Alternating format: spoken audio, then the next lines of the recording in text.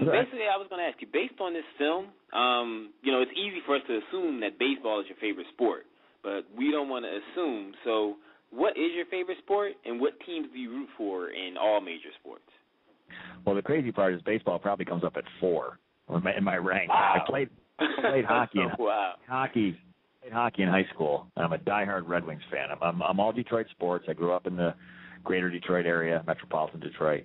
So I root for every team and hate them. The Red Wings are great. The Lions have had their troubles, but I'm a fan of theirs, and I've probably got some good fortune coming to me in the near future here. I'm a Tigers fan. I'm a Pistons fan. But, personally, I enjoy, you can't beat college football, and I enjoy the NBA playoffs. To me, those are the two best times. And I enjoy the NFL playoffs, too, but maybe because the Lions have never been in it in my lifetime. It's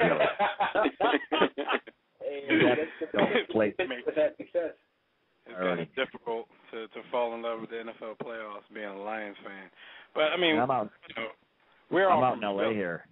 You're from Philly. Well, you guys Yeah, know. we're all from Philly, so, we get into the playoffs, but it ends in agony every year, so we're in the same boat, really.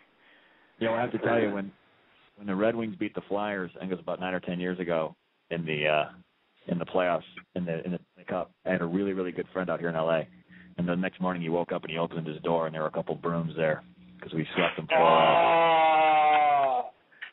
Those were good Red Wings teams. They were real fast. I remember those teams. That's called for. We're Flyers fans here. He was popping off. That's all. If he wouldn't have set the table, I forget what he did, but he was telling me how they were going to kill us. And so 1 came and 2 came, and I kept my mouth shut. And I didn't want to say it, so I just used the prop. I used the prop instead of having anything to him. He's one of those Philly fans that just haven't learned his lesson yet.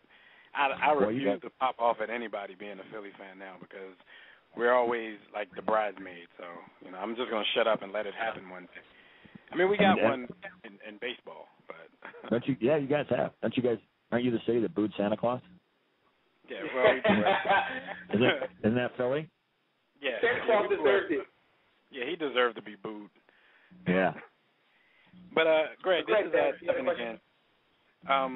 We've been doing a series on the show of our greatest sports movies of all time.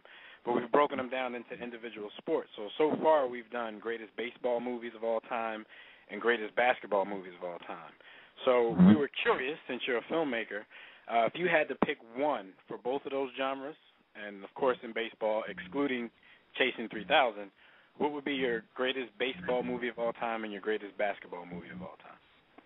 Well, if I said that we're going to run the old picket fence and don't get caught watching the paint dry, would you know what movie I'm talking about? Run the old picket fence and don't get caught watching the paint dry. That's Hoosiers, right? Dennis Hopper. Hoosiers. That's Hoosiers. That's Hoosiers. Yeah. That's a great movie. I mean, it's really phenomenal movie. And baseball, I love Field of Dreams. I really, and I think it's so much more than baseball. And it happened to be a Ray Liotta movie. I'm a Ray Liotta fan, but I didn't pick it because it was a Ray Liotta movie. It's just I've always really liked that movie. And, there's other – you guys had your survey, so there's a lot of movies that probably came close, some of the comedies. Baseball has a lot of great movies. It's funny because baseball has a lot of great movies. Even in the comedies with the major leagues and the Field of Dreams, and it's a lot of great baseball movies. And you want to know the funny part is baseball seems to be like the best sport for making a movie about, like telling a story in the drama, but it's the hardest sport to film. Why is that? Why do you think that is? Like, why is baseball the best movie? Best sport to make a movie for? Why is that? Do you believe? I don't know. I think it's because baseball is so much. There's something slow about it, and there's relationships, and there's sort of the dynamic of people and thinking and interacting, and I'm really not sure why. I mean, action-wise, it's impossible to shoot because the field is so darn big, you can never get it all on film at once in one picture, in one screen, or everybody's really teeny tiny. Whereas in football, you just focus on the line and the quarterback and follow the ball when he throws it. Basketball, but trying to shoot a scene, it takes forever to shoot a baseball scene. You can shoot a basketball scene faster. Yeah, well, I just want you to know that we definitely enjoyed the movie. We watched it. It was a good flick. But I have a question. Do you have any projects that you're currently working on, or what can we look forward to seeing from you? Yeah, I'll tell you about that in 1 second, but you gave me an idea with your sports movies. Have you guys done a survey of the worst actor's performance as an athlete in a movie? No. Actually, next week's show is a show on ridiculous sports movies, so we're going to say some of our worst, but let me tell you something. I'm gonna go with Shaq and Shazam. He said actors acting as athletes, though, not athletes. The thing is, you watch a movie. This just kills me, and you go, that guy's not a football player. Like he's running and exactly what you're talking about. Let me tell you. I know exactly what you're talking about. Let me tell you if this is in your head. Leonardo DiCaprio playing that basketball player who was Basketball Diaries. Yeah. Oh my God! I almost walked out of the theater. I'm like, basketball player? You gotta, and Leonardo's a great actor. But do you guys know who they had casted? Who was originally supposed to play Willie Beeman? And what's the football movie name? That's one with Jamie Foxx. Any Given Sunday. Any Given Sunday. Jamie Foxx's role as Willie Beeman was originally supposed to be P. Diddy.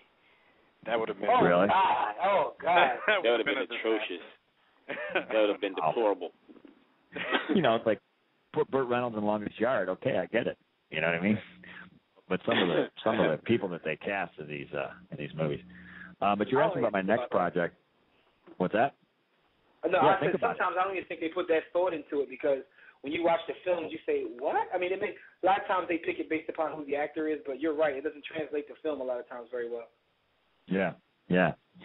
I mean, I wrote a script as my thesis script in graduate film school at like 93 or 4, and I've sold it a couple times, and it keeps coming back to me. And the reason I can't get it made is because, this is my belief anyway, but it's kind of true. Producers have told me, it's my sort of version of Stand By Me, but it's a sports movie, and it's about 3 brothers who play football in the 70s in Pittsburgh, and they play in the front yard. It's all-time QB, and there's no adult roles in it. I mean, there is for cameos and for small roles, but there's no lead adult character, and that's what you need to draw the audience in. I mean, how many movies do you go see where when you look at the poster, there's a kid on it, and you go, oh, I got to go see that? I mean, other than like, the Hogwarts or whatever those movies are with all the kids, but I mean, those kids are 25 years old and still in high school now, according to the movie. That's why they make one every year, because they know the kids are going to get too old. So. Yeah. So and it's about 3 brothers who play football in the 70s in Pittsburgh, and they idolize. Pittsburgh is like football country, and Joe Namath's hometown is Beaver Falls, and it's about 3 brothers who play football in their front yard, and they don't have a father, and football is their bonding game. And when they move into this new town, they sort of break apart, and they don't have this game to keep them together anymore. So, so that's what that's where the story goes. Great concept, like it. All right. Well, if you ever need some guys doing a sports talk show in your movie for free, you guys are it. We're available. We're available. Yeah. Oh, and by the way, the movies. My bad. This is Devin. My basketball movie. I had a 3-way tie between Hoosiers, Glory Road, and Coach Carter. And when forced to pick, I picked Glory Road. But I'm a Hoosiers guy too. And my baseball movie was 8 Men Out. Really 8 Men Out was good. I'm a huge John Cusack fan. I mean, those 2 movies you mentioned, basketball, are really good. And there's one movie I saw by Vestron Video a long, long time ago, and it was done really poorly, and I'd love to remake the story, and it's Pete Maravich's story. Mm-hmm. The only problem, Pete Maravich is one of his years of his high school career ended with, it was the whole issue of race and how the white kids play the black kids, and they wouldn't allow it. And so they went and they played like in an empty gym with no one there, and no one knew it happened. And it was a whole team of guys that were all like Pete Maravich's level against Pete Maravich. And he had, a bunch of nobodies on his team, and his dad was coaching it. And in the last game, they either lost in overtime or he had like a shot at the end of the game from like half court that if he'd have made it, they'd have won, but he hung with them. And so because he didn't win the game, they don't make the movie. That's how it works. I could probably rattle off a half a dozen great stories in life, but because the hero didn't win the last game, it never gets made into a story. If he'd have won the last game, then there's your movie. And that's how the best stories, though. Yeah. Well, but Hollywood doesn't buy into that. I mean, there's a great story. Lloyd McClendon coached the Pirates, and he was a baseball player for like 14 years. He was a utility played every position. He was a hero in Little League, and he's in the Little League brochures. He's known as Legendary Lloyd. and he came from Gary, Indiana. It was I think it was the first all-black team to play in the Little League World Series, and they were really, Gary, Indiana is as poor as you can possibly get from a community standpoint. And he put them all the way there, and in the Little League World Series, every time he swung the bat, he hit a home run. He never hit a foul ball. He never missed it. He never did anything. And he was their pitcher. And the only thing was, in the championship game, he was so tired that, they went into extra innings. They got to, the 9th or 10th inning, and then the other team, rocked him for, 6 runs. But, it was just a great, great story. And I had the rights to his life, and no one, would make a movie of it. So one day. All right. Well, Greg, we are glad that you came on tonight. You're welcome back anytime. We'll definitely have you back on. You want to give the audience your website address so they can check out? Yeah. It's you can go to dxdproductions.com. That's first 3 letters are David, X-ray David, productions.com. Okay. So and right now, if anybody goes to our website, worldroomsports.com, you can click on Greg's ad, and it'll take you directly to his website. But we'd like to thank you again, and until next time, Greg Lanesey, everybody. It's the War Room with 5 nights at the round table, 5 Philly